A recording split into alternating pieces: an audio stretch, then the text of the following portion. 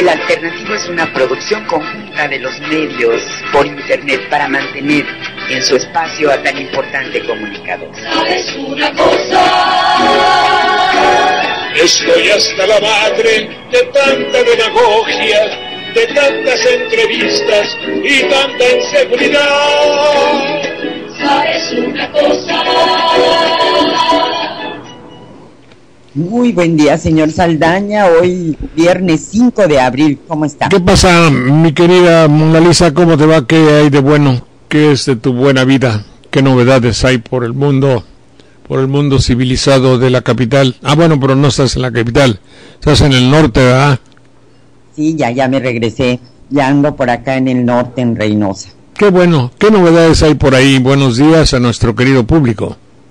Muy buenos días a todos. Y queremos agradecer a todas las personas que tan gentilmente nos escuchan y los operadores de los radios que nos retransmiten, la nuevarepublica.org en radio y televisión, notipoemas.com, Radio AMLO TV, alcalorpolitico.com, Telenoticias MX 2012, La Poca Madre de los Poderosos, La Patria es Primero blogspot.com, byronbarranco.com, jovenesconoroña.org, la revoltosa dfblogspot.com y Grupo Notimedia en sus 23 estaciones de FM en Chiapa en su portal coberturaciudadana.com.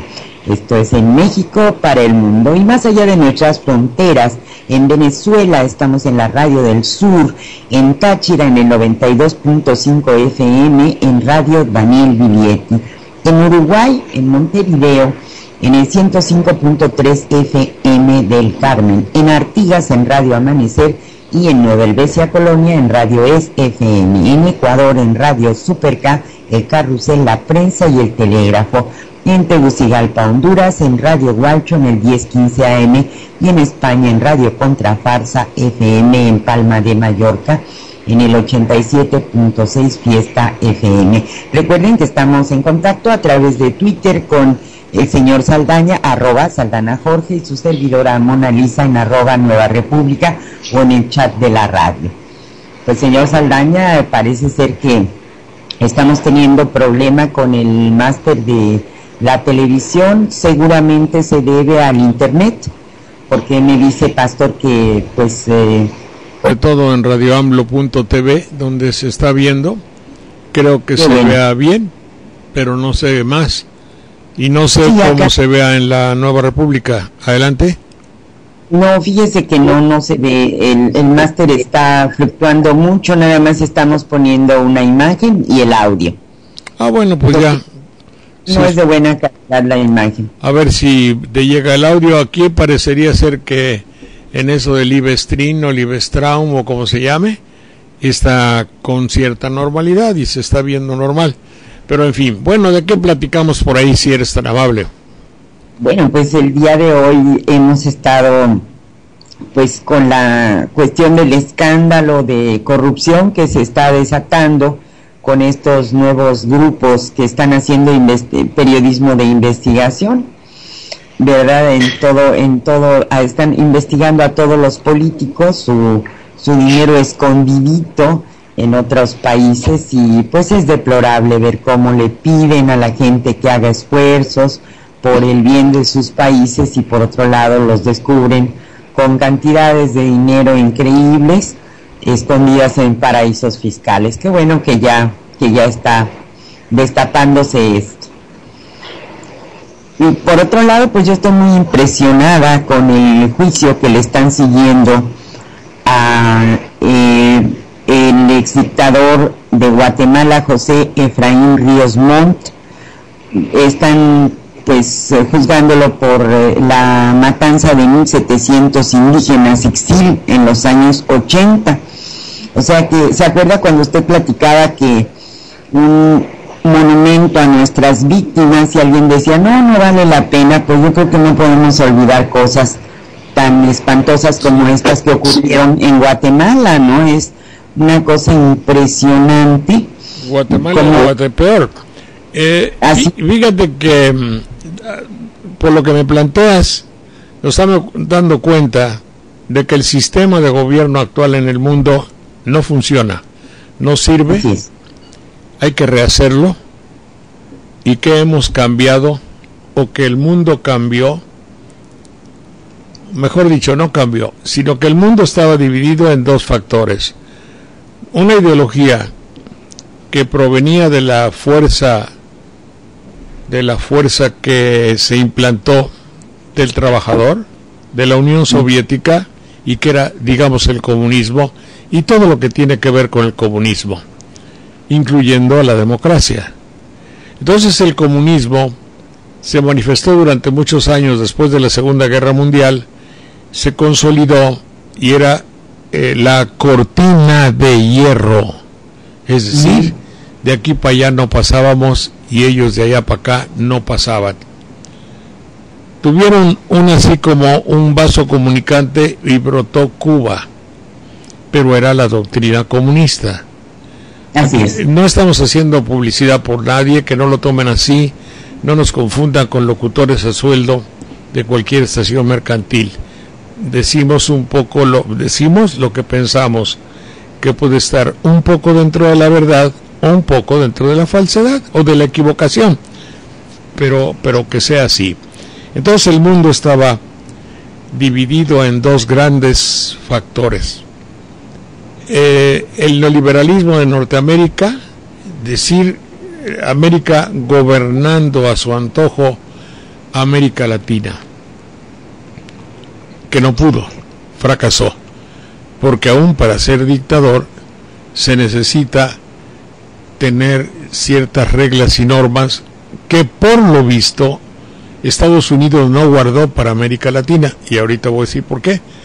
Bueno, si no hubiera 50% de pobres en México, porque a qué patrón le interesa que sus empleados se vuelvan delincuentes o mueran de hambre. Solo un mal patrón. Y Estados Unidos, todos sus lacayos, todos sus servidores, todos sus países incondicionales sufren muchísimo, y del sufrimiento a la inconformidad no hay más que un paso, y de la inconformidad a la rebeldía también hay un paso. Así es que el próximo conflicto tendría que salir de América Latina hacia Estados Unidos, siguiendo una cierta lógica. Bueno, pero volvamos a antes. Había comunismo y había un mundo neoliberal o un mundo capitalista. Llegó la iglesia, y esa iglesia apoyó e hizo lo necesario para que cayera banquero. ¿Puede haber un banquero honorable? No. ¿Puede haber un prestador de servicios y que sea el pueblo el que pague, que lo trate con deferencia, con amabilidad? Sí, cuando va a firmar el contrato. Después ni madre, después a ver cómo lo fregamos. Es decir, los valores que tiene el mundo neoliberal no son producto de la honradez, apúntale. Y entonces, este mundo nos lo estamos acabando. Nos estamos acabando los árboles quizá, pero nos estamos acabando la paciencia de millones de ciudadanos, quienes no toleran los estropicios, los perjuicios, los abusos que tiene la casta poderosa del neoliberalismo, cuya finalidad es gobernar, tener poder y utilizar los medios de comunicación para tal fin, para este mismo fin, de manera que la comunicación sirve como caldo de cultivo, como aglutinante, como emparejador, como ya dije, caldo de cultivo. Es decir, todo esto lo vamos a elaborar siempre y cuando tengamos al roicampismo y a la concurso Mitofsky, o a la madre, como se llamen las agencias publicitarias, para decir lo que conviene decir. Me voy a tomar mejor un café. Para decir lo que conviene decir, para que el pueblo trague, para que el pueblo haga según lo que nos convenga, habida cuenta de que no nos interesa que come, sino que compre. y habida cuenta de que nos interesa que se divierta, porque ese es nuestro negocio, divertirlo con la comunicación. Le informamos hipotéticamente, es decir, ¿cómo le vamos a informar? Completamente no, ni madre. Lo vamos a informar lo que convenga, y ese es nuestro negocio. ¿Qué cosa es? ¿Es una misión? No, es un negocio. Y de ahí en fuera ya resulta que los maestros, pues ¿cómo van a pasar un examen para ver si saben? De manera que se pueda deducir perfectamente que para ser maestro no es necesario saber. Sí, imagínense ustedes si a mi maestra, la profesora Ramos de la escuela Susana Fontana, en 1900, mejor no les digo, yo decir, bueno, tú puedes ser maestra, pero no tienes necesidad de saber, porque para eso está el sindicato. Si tú tienes un sindicato, pues eso, México es el país de la suerte como elemento didáctico. ¿Sabe usted lo que quiero decir con esa babosada, mi querida Mona Lisa? La suerte como elemento formador del futuro. La suerte como elemento didáctico y de enseñanza. El elemento didáctico y la enseñanza del mexicano del futuro es la suerte. Porque el dicho lo dice, suerte te dé Dios, que el saber poco te importe. Lo cual quiere decir, si el maestro tiene suerte, ¿qué importa que sepa o que no sepa? Si tiene suerte porque es amiga de el presidente de su sindicato, si tiene suerte por algo, si es, no sé, si tiene relaciones, bueno, pues tendrá puesto, fortuna, escuela y alumnos, independientemente de que sepa. Y claro, ¿cómo salen los alumnos? Unos hermosísimos bultos llenos de sonrisa y de infancia, bailoteando el tubo, o el Google, o el Market City, o no sé cómo se dice, ese nuevo baile que hay. Entonces estamos dándonos cuenta, pues, que el desastre, que el derrumbamiento de los valores de América en nuestro territorio, proviene de que hemos seguido una doctrina por nuestros jefes cuya finalidad no es precisamente la salvación de un pueblo. ¿Qué digo salvación? Es una palabra bastante evangélica, que no se trata de salvación, sino la supervivencia, que sobreviva el pueblo. Y el pueblo no sobrevive porque no es la finalidad. Si bien el gobierno actual dice hay pobres y saca, y ahí sí se le entiende, no en esos anuncios que dice tienes ¿qué quieres la verdad o te vale? Que no se entiende qué cosa quiere decir. Aquí dice, oye, psst, te hace así, oye, quiero que sepas que hay un CHINGO de pobres. Hay un montonal de pobres en México. Y entonces llega doña Rosario y dice, no, pues que hay muchos pobres y vamos a hacer no sé qué. Pero parecería ser que todo se queda en el anuncio. Parecería ser, y eso es lo grave, lo que le importa al mundo neoliberal es que haya anuncios, que se diga, que se conozca lo que se pretende, no que se lleve a cabo. México se queda corto en realizaciones, pero en cambio, en la manera de expresar lo que se pretende, hay una profusión extraordinaria de anuncios, de cosas que se anuncian y que dicen, vamos a hacer esto, existe eso, tenemos el diagnóstico. Pero una vez que tenemos el diagnóstico, sabemos la génesis, sabemos la etiología, sabemos de dónde proviene, sabemos por qué existe el hambre, pero además lo decimos en programas de televisión o sea, impactos publicitarios. Lo decimos en 50,000 anuncios y yo me sé de memoria ese, yo le devuelvo la llamada, sin la menor intención de que el asunto camine, sin la menor intención. Él cumple con su deber con tener un plumero muy bonito, así, se llamaban plumeros, sí, plumeros, y quitarle a su patrón su ocupación. El patrón tiene que estar para resolver todo, no para posponer, joven. Y todos los funcionarios de achichincles, guaruras, la caterva, el enjambre que está perreando, lambisconeando a un hombre de poder, el encargado de decir, hábleme mañana le devolvemos su llamado. Todo eso pudre al país, nos decepciona, nos quita la esperanza. Todo para no molestar a su jefe, que publicitariamente está posando para un fotógrafo, para un camarógrafo o ante un micrófono diciendo las pendejadas que no va a hacer nunca. Ese México, lo digo, lo denuncio entre las 3, 4 personas que me están oyendo, porque cada sexenio se dice, hoy también. Una de las declaraciones de EPN fue el decir bienvenida a la crítica cuando es propositiva.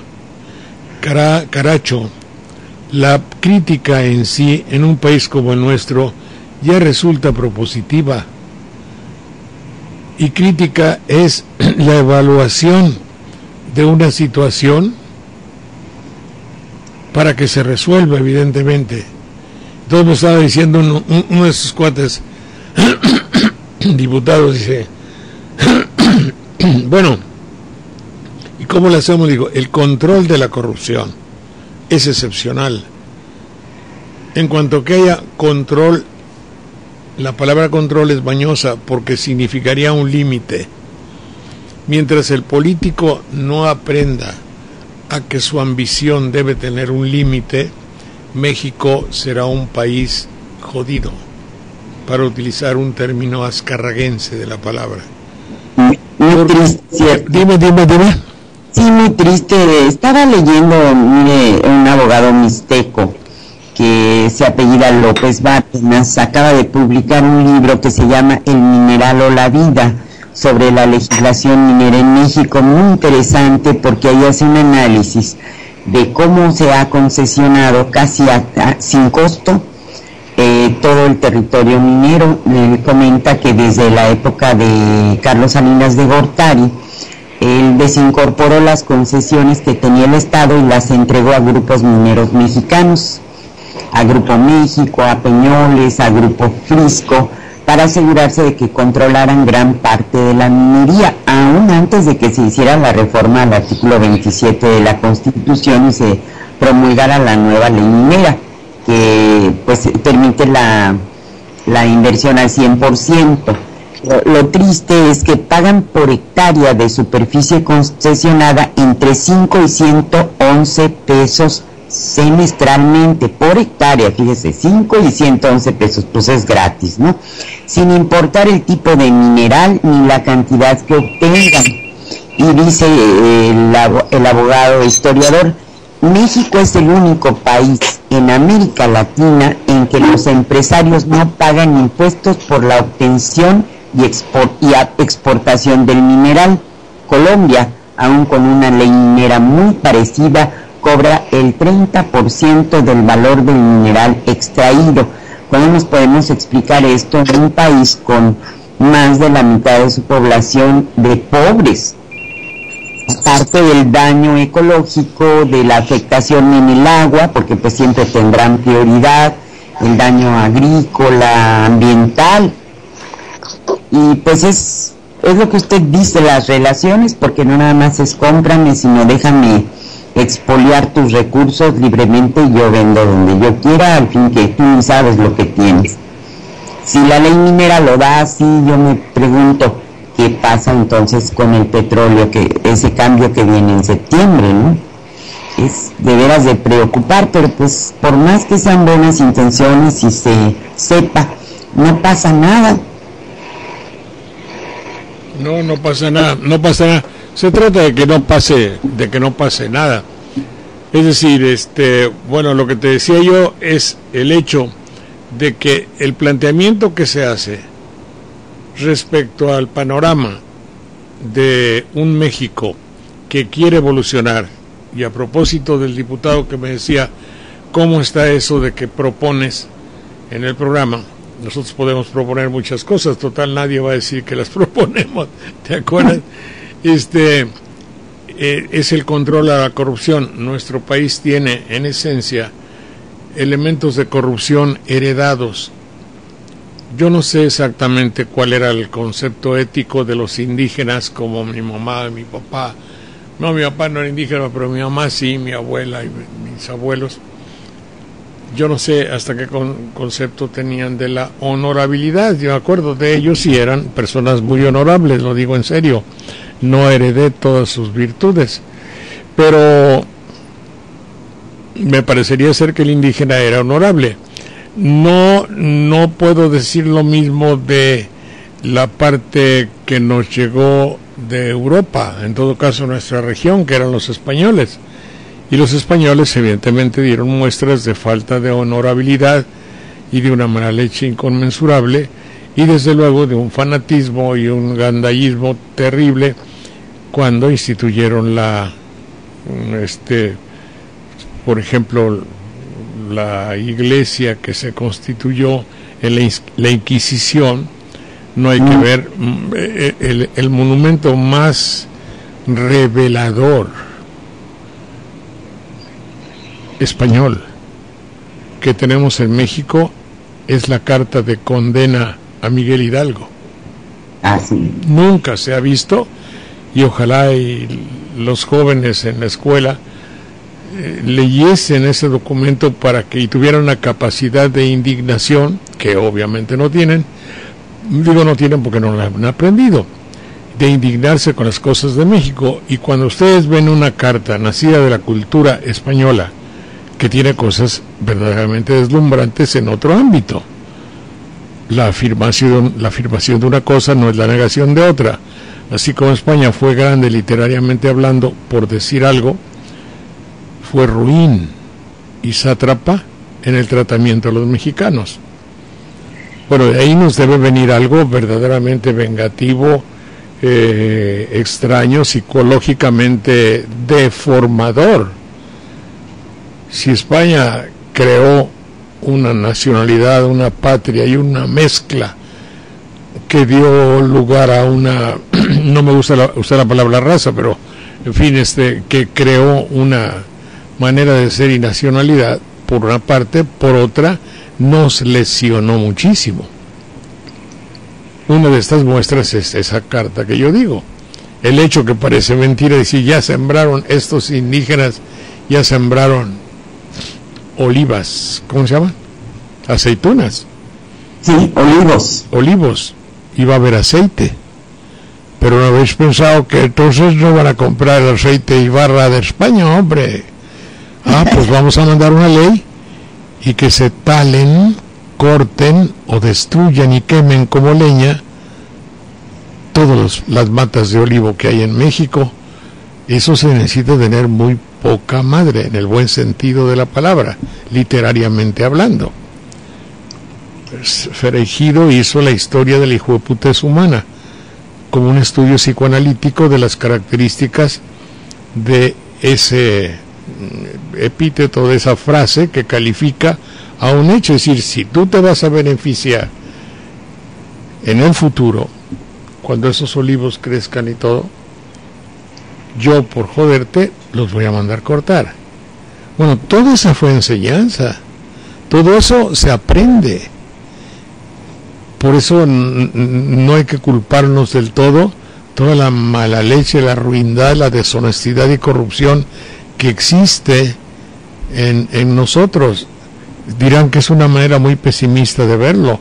Sí, pero a lo mejor alguna razón hay. Bueno, o no tengo ninguna razón. Tú, Saldaña, eres un exagerado, eso no existe. No, sí, dame 20 o 30 ejemplos de honradez inconmensurable, ejemplar, que sirvan de fábula, de ejemplo, de paradigma, que sean extraordinarios en la vida de la política mexicana.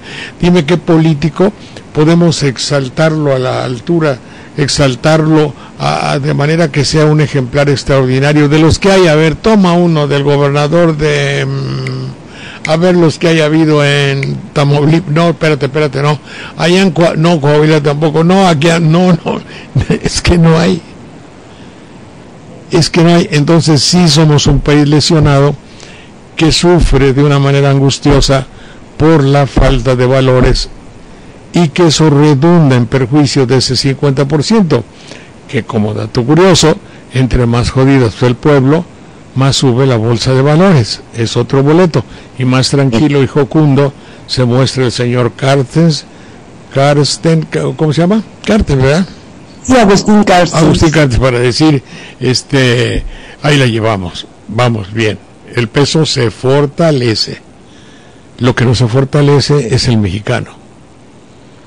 Pero nuestro peso gana todos los días, gana centavos, centavitos, cachitos, y ya estamos muy sólidos frente al dólar. Sí, pero el pueblo, ahí están las procesiones de nativos que van a Estados Unidos a buscar una mejor vida. Eso no lo ve el señor Cartens. Qué raro, barbaridad. Entonces, y lo que yo decía, bueno, si hubiese un examen psicoanalítico, oye muchacho, tú has andado, estuviste en la campaña de fulano, ahora ya eres ayudante del secretario, eres su jefe, jefe de ayudantes, jefe de que trata a los periodistas y les da su chayo cada mes o lo que sea, tú eres encargado de cobros y tal, ¿qué aspiración tienes política? Bueno, servir a México y tal. No, estamos hablando en serio. ¿Cuánto tienes? ¿Cuánto crees que vales? ¿Cuál es tu aspiración? Lo vas a tener. Y la lógica natural es que vamos a poner un rasero, un tope a tu ambición y a tu modus vivendi y a tu agilidad y a tu tráfico de influencias. Porque si no, no hay quien te pare, y tienes que aprender a tener un tope en tu ambición, y el haya sido como haya sido, va a ser que tú necesitas 10, 20 millones de pesos para constituir tu capital, tu vida y progresar. No más. Tienes libertad de hacerlo hasta tal lugar. Y estabas acostumbrado tú ya a tener un sueldo que, como es la costumbre corrupta del país, por hacer lo mismo una persona gana 12,000 pesos. Tú, para hacer cosas peores, mal hechas, por decir que no está el jefe, ya estás ganando 120,000, 10 veces más. No puede ser. Tú vas a tener todos tus satisfactores necesarios por medio de esta tarjeta de Soriana, si gustan. Vas a tener para vivir. Vas a tener un sueldo de 12,000 pesos y para vivir. Pero esta tarjeta que te va a dar casa, vestido, sustento, medicina y médico, y obviamente gasolina y todo para la oficina, esta tarjeta tiene un valor hasta de 30, 40,000 pesos. Tus 12,000 de sueldo para que ahorres y te las busques tú y tengas tus vacaciones. Pero un peso más y bote duro. Entonces, un político me saldría, hagan de cuenta que yo presido este país, un politicastro de esos que abre y cierra puertas, esos que dicen, el señor no está, anda en gira, llámele mañana, yo le devuelvo la llamada, A propósito, que llamarle a 2 o 3 que me van a devolver la llamada y ni madre no me van a hacer. Pónganle ahí Saldaña desesperado porque nadie se pone al teléfono. Entonces, ese político, a mi gobierno me va a salir en 70, 80 mil pesos, pero de otra manera me saldrían 300, 400 y con trinquete. Ahora, si nunca tomamos una medida que frene las cantidades económicas que tiene un político, el país se friega, se hunde, no avanza. Primero, porque quien hace, ¿quién decía? Ernesto de la Peña, dice: a mí no me gustan los negocios y no hago negocios siendo secretario de Estado. Peña, porque Peña, había uno que era secretario, que después fue embajador en París. Decía, porque los negocios quitan mucho tiempo. Y no sé qué juego le hacía yo y todo lo que hacíamos diciendo, sí, porque la corrupción reclama mucha atención. Y mientras un político está ocupado haciendo sus trinquetes, deja de gobernar, en el hipotético caso de que supiese hacerlo. Ese es el problema. Entonces, el asunto, ese es el verdadero diagnóstico de la situación de México.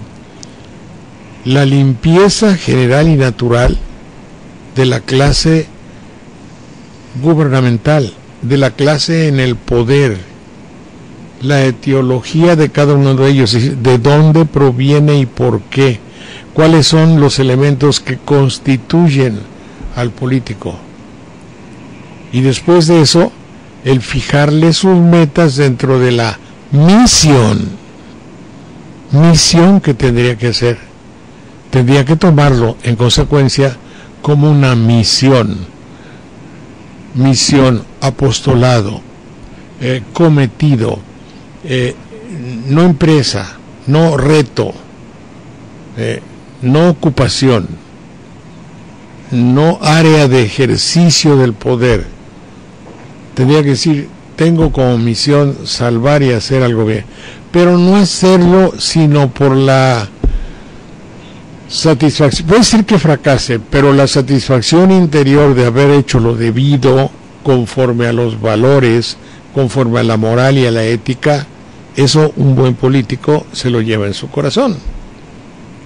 Ahora, si lo hace solo para la televisión, para el noticiero, para que lo entreviste López Dávila, López Méndez, o como se llame, si lo hace solo para eso, entonces evidentemente está falseando su situación. ¿Hasta qué punto los medios de comunicación han, contribuido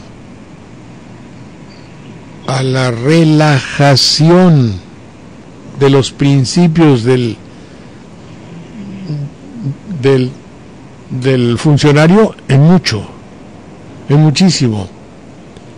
Comenzamos porque el funcionario, cuando logra que el locutor se fije en él, es por dos cosas: o porque es una noticia que le va a dar rating, o porque el funcionario está pagando para que hablen bien de él, independientemente de la verdad.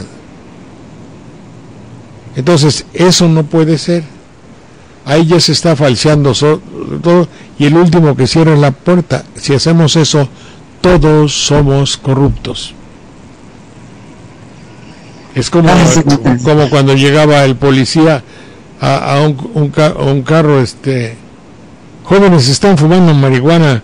No, si huele re feo, a ver, huele re feo, dice, pues estamos todos detenidos. Quedamos todos detenidos, es decir, no hay nadie que cierre la puerta, todos, porque la corrupción es etérea, es como el humo de la marihuana, hace que todos nos pongamos grifos, pero todos. Ay, señor Sandra. Adelante. No, es que hasta duele la cabeza de pensar en estas cosas, ¿no? La verdad. Y mientras, pues, nuestro Peña Nieto está en China y ofrece a ¿Qué vamos a vender? No, pues ya sabe, a México. Yo creo, bueno, lo que él está ofreciéndoles es, además de las reformas ya anunciadas, que, bueno, va a haber protección a la inversión de capital extranjero en China. Digo, de capital extranjero aquí en México, y por supuesto, pues ya sabe, con el Dragon Mart, pues para que se animen más, ¿no? O sea, estamos muy activos en vender a la patria. Y es evidente que el Dragon Mart de todas maneras va, ¿verdad? Ah, no, sí, eso no lo van a detener. Ahí hay muchos intereses, incluso de políticos que estaban anteriormente. Pues yo lo que pienso es que toda esa clase de instituciones le quitan mucha, si bien por una parte ayudan, aquí por ejemplo se acabó el concepto de la tienda, ya no hay tiendas. Si el concepto de un hombre que tiene una tienda ya no lo hay. El concepto de ver los mercaditos que vienen de vez en cuando a vender su mercancía y que encontraron que van el lunes a Cedeño, el martes a Chaltepec, el miércoles a Tlahuayocan, el jueves vienen a Banderilla. Así, imagínate, tienen que andar mercado itinerante porque los grandes mercancías, los grandes mercados ya no dejan esa actividad. Si por una parte emplean a 5, pues, ¿cuántos pueden ser ahí? Le quitan la vitalidad a los pueblos también. El pueblo se muere sin su mercado. Ese es el asunto. Lo triste del Dragon Mart es que es un lugar enorme que se dedicará a que empresarios chinos tengan ahí su base para distribuir sus productos en toda América Latina. O sea, es una base de chinos, pues, en México. Sí, pero lo que pasa también es algo que no se ha examinado mucho. La mercadería internacional del neoliberalismo norteamericano mundial es una mugre. ¿Qué venden? Venden cultura inservible. Por principio de cuentas, cada aparato, cada chatarra es fenecible. Aquí yo puedo encontrar en los rincones o en un cajón viejo un teléfono de 1960 y lo conecto y está bueno. Ahí tengo mi grabadora que graba mejor que las mugres actuales, que la compré en 1955 me parece, y que es una grabadora suiza Nagra y que está como el primer día. Pero aquí ves cualquier mugre de estos que está en la mesa, a los 6 meses ya no sirve, el timbre ya no sirve, el apagador ya no apaga, el foco se fundió, el teléfono son una mugre, el cajón lleno de teléfonos así, que se pudrió, que se desconectó, que las computadoras hay que cambiar cada 6 o 8 meses, esta mugre ya no les sirve el audio. Lo están haciendo todo para que se acabe pronto. Así es. Y las cosas chinas a la cabeza de ellas son baratijas. No vienen a consolidar con una tecnología que pueda servir para el tiempo y para... No, vienen a... Como ya sabe, el mundo sabe que lo importante para que haya dinero es vender, vender y vender, en ese orden, ¿eh? Los tres. Entonces, lo que importa es decir, bueno, si lo que necesitamos es vender y vender más, es que tú tengas la necesidad de comprar, entonces te vamos a hacer aparatos que se pudran, se desconchiflen, se joroben en poco tiempo para que tú compres más. Y estamos llenos de implementos, cajones y cajones de cables que se rompen, micrófonos que no sirven, computadoras balines, impresoras que no sirven para nada. Internet que tiene un ancho de banda que no es cierto. Sí, bueno, eso es engañar, es otra cosa. Y lo compran, ese sí te lo cobran. Claro que lo cobran, porque su finalidad es cobrar, no dar un buen servicio. Por eso los contratos de letra chiquita, siendo este el primer gobierno que toma determinaciones que protegen redondamente a quienes perjudican a la ciudadanía. ¿Cómo caramba se va a poder hacer así? ¿Cómo tratan de convencerme de que es un país que quiera verdaderamente el bienestar de los ciudadanos? Eso es lo que había que aprender. Y los muchachos que están gobernando son jóvenes, ellos ya son un producto de este mundo tecnificado. Ya nacieron del helicóptero para acá, ya nacieron del internet para acá, ellos nacieron cuando se terminaba el fax. Entonces creo que debemos darnos cuenta que debemos estar a la altura de un verdadero avance tecnológico.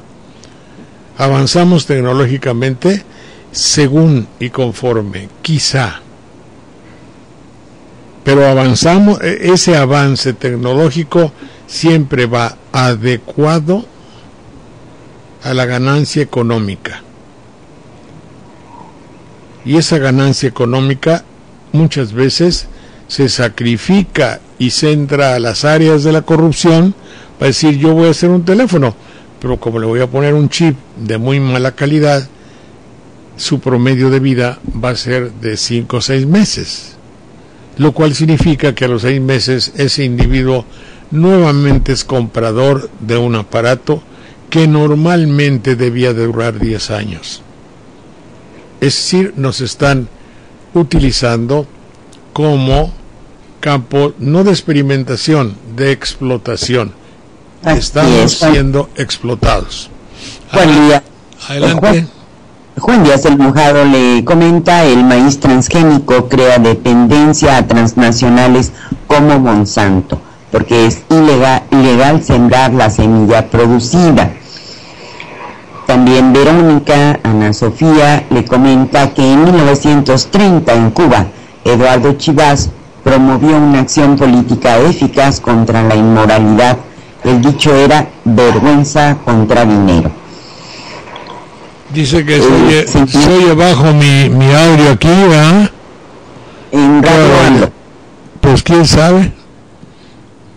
Bueno, eso yo ya le puse aquí todo lo que había que ponerle, y dice que a lo mejor se oye, a lo mejor no se oye. Bueno, pues es lo de siempre, ¿eh? A ver, ¿cómo estamos ahí? ¿Hoy me oyes bien? Sí. Bueno. Rubén Medina le manda saludos desde Tecate, Baja California Norte. Gracias por su programa excelente. ¿Hay un lugar que se llama Tecate en Baja California? Ah, sí, claro. Claro, es un lugar. Es que ya había confundido. Sí, junto a Guadalajara, ¿cómo se llama? ¿Dónde hacen loza? En Guadalajara, hoy no tengo memoria. Bueno, Tecate, allá Tlaquepaque sí es uno, yo oí eso. Tecate, Baja California es... Sí, ahí se come langosta con frijoles, ¿verdad? Bueno, eso en Ensenada. Tecate tiene un clima espléndido, muy benéfico para la gente asmática. Yo lo recuerdo porque mi abuela, que vivía en Tijuana, cuando se puso muy grave de su asma, tuvo que irse a vivir un año a Tecate. Gente muy cordial, muy acogedora, muy agradable el lugar. Qué bueno. También le manda saludos desde Palenque, Chiapas, nuestro compañero Chícharo. ¿Cómo se llama? Chícharo, mucho gusto. Chícharo, el futbolista. Bueno, adelante. No, pues también estaba viendo que los científicos están pidiendo, hablando de la tecnología al servicio no de la gente, sino de otras finalidades, que los científicos le piden a Obama que detenga la investigación contra el virus de gripe aviar, porque intentar volver al H5N1 más transmisible mediante experimentos de laboratorio equivale a correr el riesgo de desatar una pandemia de efectos devastadores, porque también esas investigaciones científicas moral y éticamente incorrectas pues ponen en grave riesgo a todo el mundo, ¿no? Así lo señalan los científicos que hablan al respecto. Quiere decir que cuando hacen las investigaciones se desarrolla o ocurre el contagio.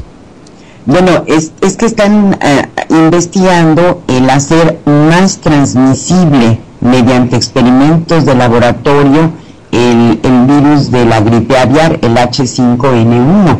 O sea, y los científicos le dicen a Obama, pues pare eso, porque hacerlo más transmisible pues no se va a quedar solo en las aves, sino también en los seres humanos.